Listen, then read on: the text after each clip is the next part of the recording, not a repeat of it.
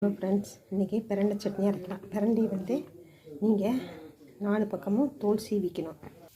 வானலியில் கடலப்பருப்பு போட்டு கடலப்பருப்பும் 2 வரமிளகாவும் போட்டு நல்லா வறுங்க.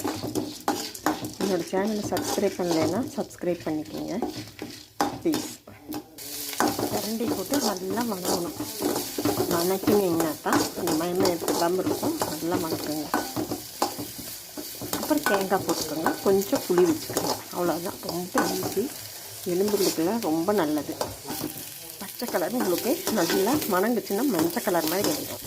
அது வரைக்கும் வணக்கணும். இப்போ நல்லா மஞ்சள் கலர் ஆகிடுச்சு. இந்த பதம் ஓகே, நல்லா வெந்துருச்சு. இப்போ தேங்காவை போட்டுக்கோங்க, பெருங்காயம், அப்புறம் உப்பு போட்டுக்கோங்க. புளி சின்னதாக வச்சுக்கோங்க. நல்லா பசி எடுக்கும். சூப்பரான சட்னி ரெடி. சூப்பராக இருக்கும். சாப்பிட்டு பாருங்கள்.